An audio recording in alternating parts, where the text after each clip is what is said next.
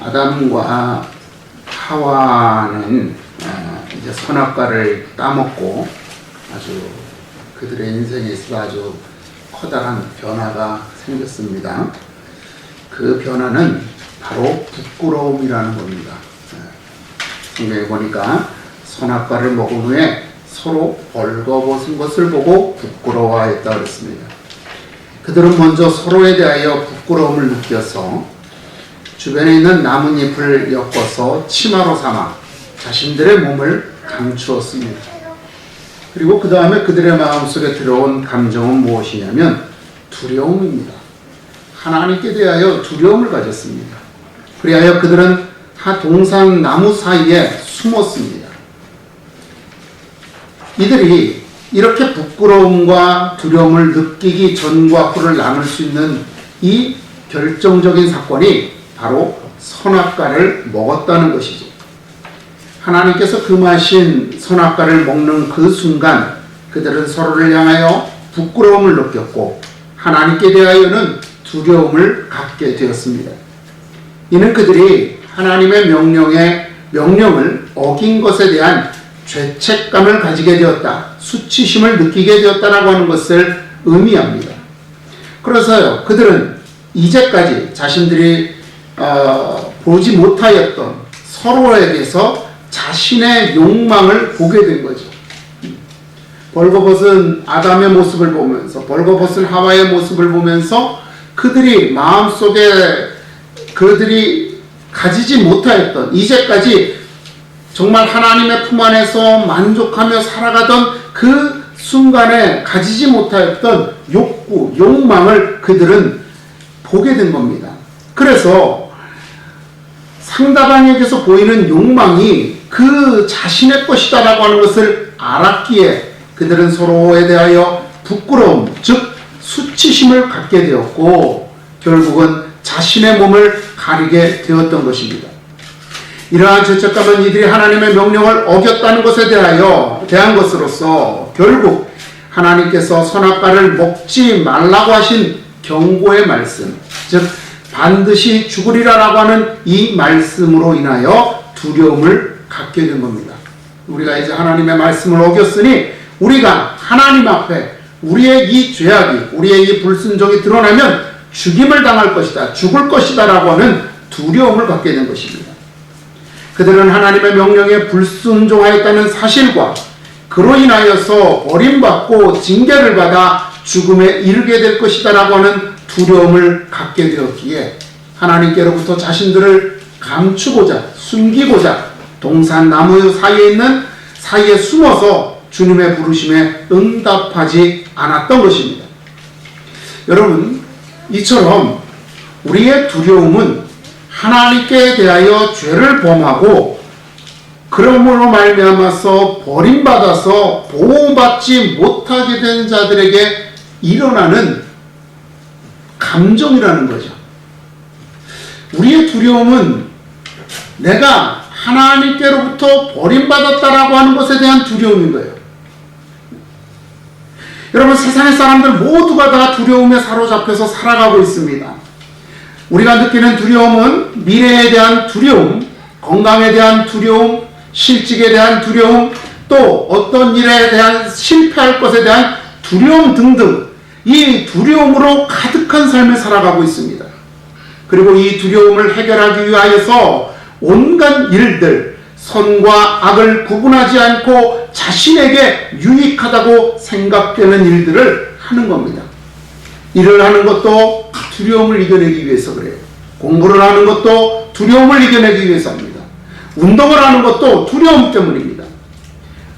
여러분, 우리는 이 두려움을 이용해서 사람들에게 어떤 일이나 행동을 자기도 이 두려움 때문에 일하고 공부하고 운동하면서 또 다른 누군가에게 이 두려움을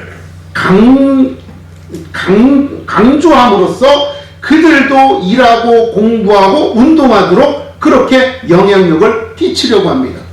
자, 여러분 보세요. 여러분, 우리가 일하는 이유는 뭐예요? 오늘 일하지 않으면 돈을 못 벌고, 돈을 못 벌으면 우리의 생활이 가난해질 것, 그죠? 이것 때문에, 이런 두려움 때문에 일을 해요. 여러분, 우리가 운동을 하는 이유는 뭐예요? 내가 운동하지 않고 이 몸을 그냥 내버려뒀다가 나도 모르게 어느 순간에, 뭐 젊을 때는 상관없지만 나이 들어서 어느 순간에 뭐 면역력이 떨어진다든지 혹은 근력이 떨어진다든지 해서 내가 혹여나 노년의 삶을 아주 뭐라 그럴까요? 병들어서 그렇게 좀 다른 사람의 도움을 의지하면서 그렇게 살아갈까봐 그것에 대한 두려움 때문에 우리가 운동을 하죠. 여러분, 우리가 살을 빼려고 하는 것도 왜 살을 빼려고 해요? 혹여나 내가 뚱뚱하면 사람들이 나를 아름답지 않다고 말하거나 혹은 나를 조롱할까봐 이런 두려움 때문에 살을 빼려고 하는 거죠. 그런데 내가 이렇게 두려움 때문에 일을 하고 공부를 하고 또 운동을 하면서 우리는 또 다른 사람들에게 이 두려움을 강조해서 그 사람들을 움직이려고 해요. 대표적인 게 뭐예요?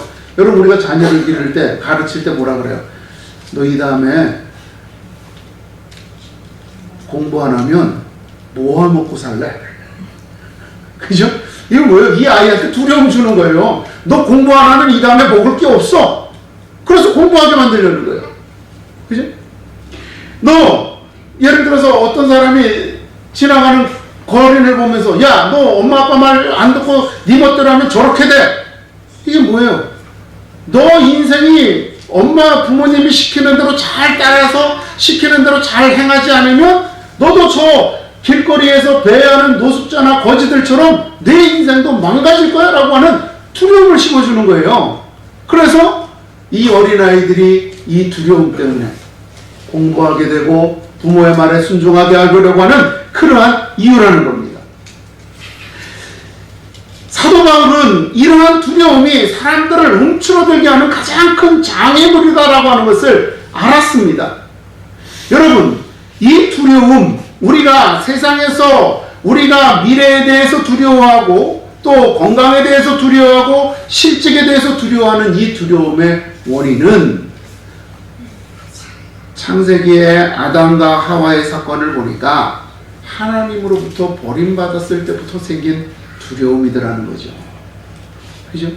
그 이전에 에덴 동산에 머물 때는 하나님께서 먹을 것과 마실 것과 모든 것들을 다 제공해 주셨어요. 그런데 이제 하나님의 명령을 어기는 그 순간 그들은 하나님께로부터 버림받을 것, 또 하나님으로부터 죽임을 당할 것을 느낀 거죠. 이제는 더 이상 하나님의 보호받는 인생이 아니라 내가 모든 걸 내 스스로 해결해야 된다라고 하는 그 두려움이 그의 마음속에 심어지기 시작한 겁니다. 그래서 그들은 그 하나님 앞에 자신들의 죄가 드러나는 것이 두려웠고 또 그 두려움은 내 미래에 대한 두려움이 되었기 때문에 하나님 앞에서 자신을 숨기려고 하였고 서로에게 책임을 전가하면서 이 징계, 하나님으로부터 버림받는 스스로의 인생을 스스로 책임져야 되는 이러한 상황으로부터 벗어나려고 서로에게 책임을 전가하는 그러한 비겁한 모습을 보이게 되었던 겁니다. 그런데 오늘 본문의 말씀을 보니까 7절에 보니까 이렇게 말씀하세요. 하나님이 우리에게 주신 것은 두려워하는 마음이 아니다라고 하는 거죠. 하나님이 우리들에게 주신 것은 두려워하는 마음이 아니라는 겁니다. 우리 하나님께서는 우리들에게 두려워하는 마음을 주신 것이 아니라 담대한 마음을 주셨어요. 하나님의 보호함 가운데서 내가 살아가고 있다는 확신 속에서 얻는 담대함입니다. 세상에 대하여 근심하거나 걱정하지 않는 마음입니다. 내 미래에 대해서 더 이상 염려하지 않는 마음입니다. 이 마음은 언제 생겼어요? 범죄함으로부터. 하나님으로부터 범죄함으로부터 그들은 스스로 자신의 삶을 개척해야 되는 그러한 인생이 되었고 그것이 그들의 두려움이 되었던 것입니다. 그런데 이제 하나님께서는 당신을 믿는 자들에게 두려워하는 마음을 주지 않았다라고 하는 겁니다. 두려워하는 마음을 거두어 가셨다라는 겁니다. 이제까지 자신의 삶을 보호하여 줄 것이라고 믿고 추구하였던 그 삶의 모든 수간들을 포기할 수 있는, 그것들에게 대하여 집착하지 않을 수 있는 그러한 마음을 하나님께서 우리들에게 주셨다라고 하는 겁니다. 왜 그럴까요? 로마서 8장 15절에 보니까 사도 바울은 자신을 비롯한 예수 그리스도를 믿는 모든 자들에게 하나님께서 무서워하는 종의 영이 아닌 아버지라 부를 수 있는 양자의 영을 주셨다라고 말씀합니다. 아들의 영을 주셨다는 거예요. 아들로 삼아 주셨다는 겁니다. 우리는 하나님의 자녀가 되었기 때문에 두려움으로부터 벗어날 수 있게 되었다는 겁니다. 우리가 두려워하는 모든 것들을 아버지이신 하나님께서 대신 짊어지실 것이기 때문에 그렇습니다. 그렇게 사도 요한은 이 사실, 우리가 하나님의 자녀가 된 사실을 가리켜서 하나님의 자녀가 되는 권세다라고 말하고 있는 거죠. 하나님의 자녀가 되는 것이 권세라는 거예요. 힘이라는 겁니다. 특별한 능력이라는 겁니다. 왜 하나님의 자녀가 되는 것이 권세가 되고 은혜가 되고 특별한 능력이 되어지느냐? 하나님께서 우리의 삶을 주관하여 주실 것이기 때문에 이것이 은혜고 특별한 것이 되고 권세가 되는 겁니다. 여러분, 어린아이가 고아원에서 살아갈 때는 정말 세상에서 가장 뭐라 그럴까요? 비참한 존재죠. 누구도 보호해 주지 않는, 그냥 그 고아원에 있는 그 선생님들이 자기들을 돌봐주지만 실제로 그 아이와 함께 하면서 그 아이의 모든 것들을 살피면서, 즉 부모와 같이 그렇게 살펴주지는 못해요. 그죠? 그런데 이 아이가 어느 날 정말 부잣집에 혹은 재벌집에 양자로 들어갔다고 생각해 보세요. 이제 이 아이는 밤마다 외로움에 떨 일이 없어져요. 자신의 남루한 옷 때문에 더 이상 염려하지 않아요. 심지어는 내가 이 다음에 대학을 갈 수 있을까 없을까 그것도 고민하지 않고, 내가 이 다음에 무엇을 먹고 살 수 있을까도 고민하지 않게 돼요.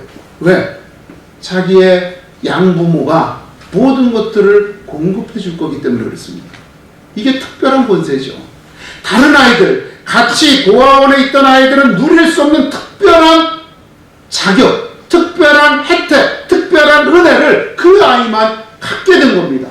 그래서 이 아이는 더 이상 두려워할 것이 없고 걱정할 것이 없고 염려할 것이 없게 되는 겁니다. 우리가 하나님께로부터, 아담과 하와가 범죄함으로부터 세상에 버림받았을 때, 그래서 에덴 동산에서 쫓겨났을 때 우리는 우리들의 힘으로 무언가를 하면서 우리들의 삶을 개척해야 되는, 우리들의 삶을 우리들 스스로가 책임져야 되는 그러한 불안한 인생을 살아갈 수밖에 없습니다. 그래서 두려워하는 거죠. 그런데 하나님께서는 우리를 당신의 자녀로 삼으시고, 내가 너의 고민하는 모든 것, 내가 두려워하는 모든 것 내가 책임져 주겠다라고 말씀하시는 겁니다. 그렇기 때문에 여러분 이제는 더 이상 두려워할 것이 없다는 거죠. 그러니까 여러분, 지금 우리가 세상을 두려워한다는 것은, 우리의 삶을 두려워한다는 것은 그만큼 우리가 하나님을 믿지 못한다는 겁니다. 그죠? 내가 실패할 것을 두려워한다면 그만큼 내가 하나님께서 나와 함께 하시지 않는다고, 하나님이 나를 지키시지 못한다고 생각하는 거예요. 그죠? 어렸을 때부터 그런 이야기를 종종 들었습니다. 어린아이가 나무 꼭대기에 올라가서 내려오지 못하고 있을 때 지나가는 아저씨가 손을 벌린다고 해서 그 아이는 뛰어내리지 않습니다. 왜? 못 믿으니까. 그죠? 그런데 부모가 와서 그 아이에게 내려오라고, 내가 너를 받아주겠나라고 얘기를 하면 그때 이 아이는 뛰어내려요. 왜? 부모를 믿으니까. 우리가 두려워하는 것은 그만큼 하나님을 믿지 못한다는 것입니다. 자녀를 받지 못했다는 겁니다. 하나님의 자녀는 세상을 두려워하지 않습니다. 비록 그는 세상에 살고 있을지라도 하나님의 품 안, 즉 하나님의 보호하신 가운데 있기 때문에 두려워하지 않는 것입니다. 그 사실을 믿기 때문에 두려워하지 않는 것입니다. 여러분, 우리는 더 이상 세상을 두려워하지 않아야 합니다. 우리의 삶을 두려워하지 않아야 합니다. 하나님께서 우리를 지키시고 보호하시며 인도하시고 기르실 것이기 때문에 그렇습니다. 이렇게 하나님께서는 우리에게 두려워하는 마음이 아니요 능력과 사랑과 절제하는 마음을 주셨다라고 말씀합니다. 여러분, 여기에서 능력과 사랑과 절제하는 마음이란 바울이 얘기한 모든 것이 고린도후서 6장에서 말한 겁니다. 모든 것이 내게 가하나 다 유익한 것이 아니요 모든 것이 내게 가하나 내가 무엇에든지 얽매이지 아니하리라 라고 하는 말씀이죠. 즉 내가 이것을 다 누릴 수 있지만 나 이건 누리는 것에 대해서 고집하지 않는 마음이죠. 내가 이 모든 것을 다 할 수 있지만 이것을 다 하지 않을 수 있는 자유라는 겁니다. 하나님께서 그에게 주신 능력은 세상의 모든 것들로부터 자유할 수 있는 것입니다. 여러분, 진정한 자유는 그것을 초월할 수 있기 때문에 누리는 거예요.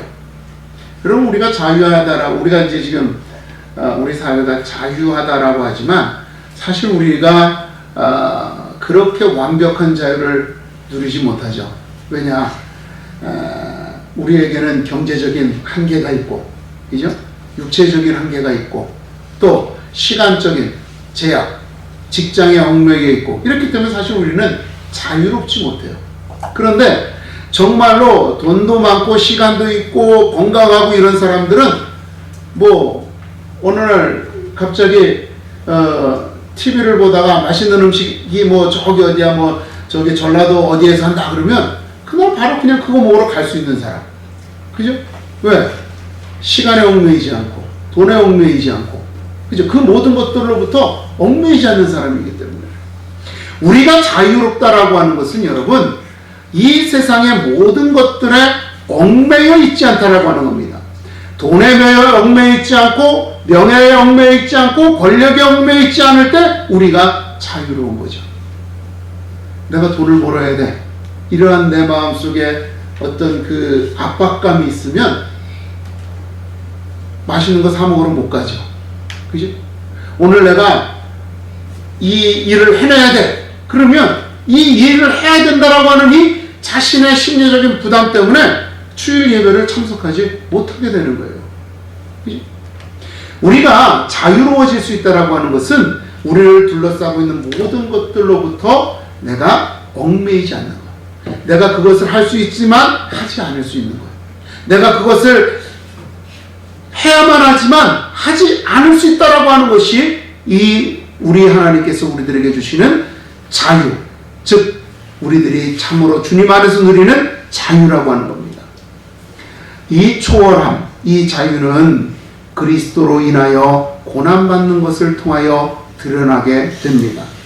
제자들은 주님의 부활하심을 보면서 예수 그리스도께서 하나님께서 자신들에게 보내신 구원자이심을 믿었습니다. 그 믿음은 주의 가르침처럼 그들이 하나님의 자녀가 되었음을 믿는 믿음이었습니다. 그렇게 그들은 자신들의 삶으로 돌아가려던, 두려움에 사로잡혀 돌아가려던 발걸음을 돌이켜 주님의 길을 따르기로 결단한 겁니다. 예수님이 십자가에 못 박히셨을 때 제자들은 다 뿔뿔이 흩어졌습니다.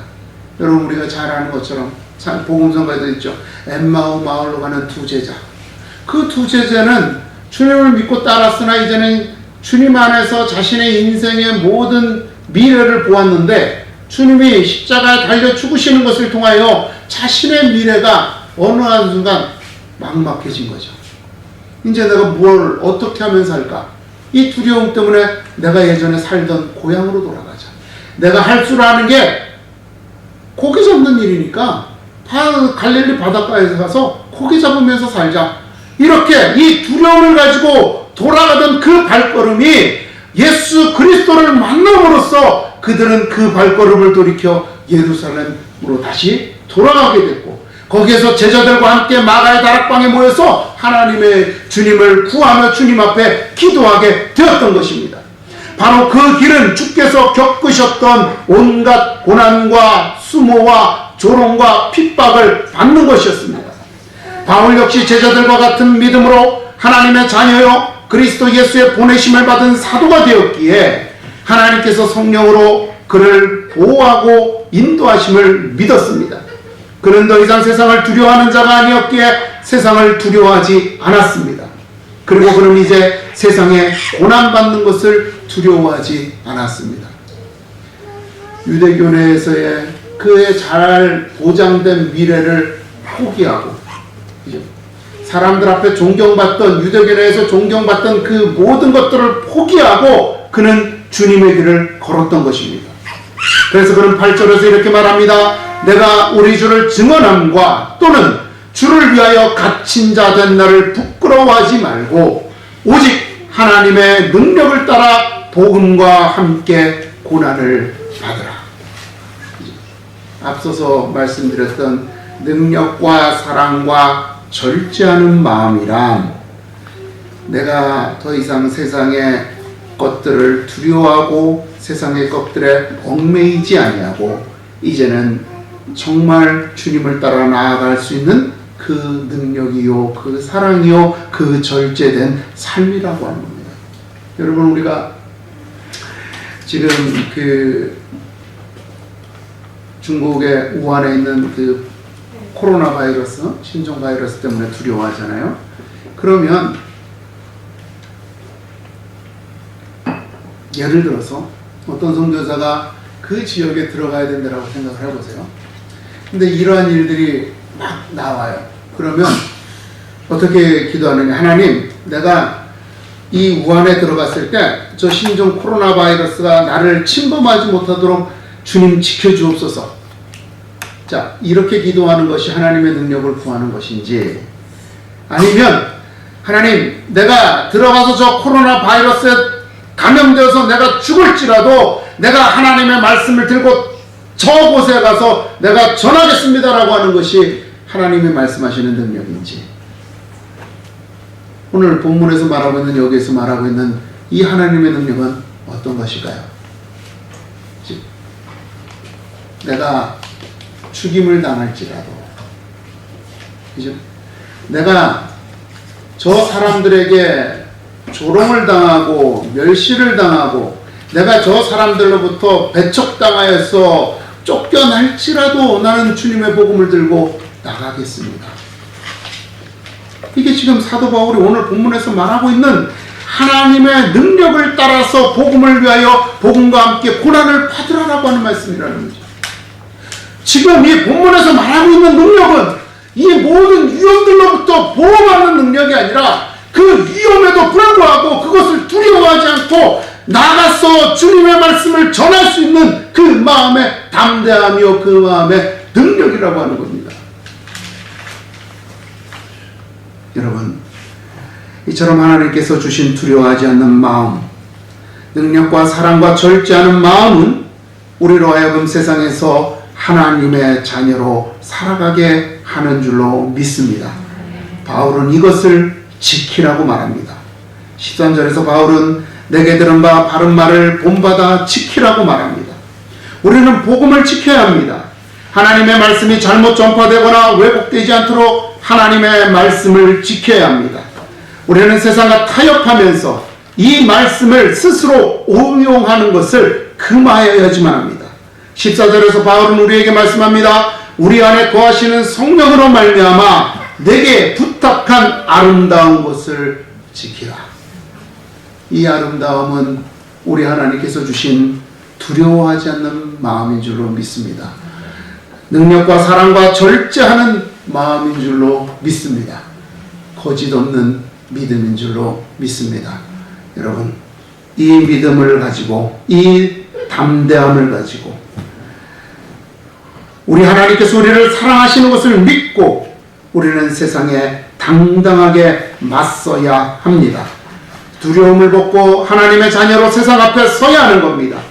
하나님을 믿는다고 하면서 세상을 두려워하는 거짓된 믿음이 아니라 하나님을 믿기에 세상을 두려워하지 않는 믿음으로 세상에 나서야 합니다. 세상은 우리의 마음에 끊임없이 두려움을 심어주려고 합니다. 그래서 하나님을 신뢰하지 못하도록 합니다. 우리의 믿음을 그렇게 빼앗고 무너뜨리려고 하고 있습니다. 바울은 이 두려워하지 않는 마음, 사랑과 능력과 절제하는 마음으로써 이 믿음을 지키라고, 이 믿음을 가지고 세상과 맞서라고 권면하고 있는 것입니다. 이 아름다운 것, 하나님의 자녀로서 누리는 이 아름다운 삶을 지키는 자가 되기를 축원합니다. 고난과 역경을 두려워하지 않고 하나님의 말씀을 믿고 순종함으로 이 아름다운 삶을 지키는 주님의 자녀가 되기를 다시 한번 축원합니다.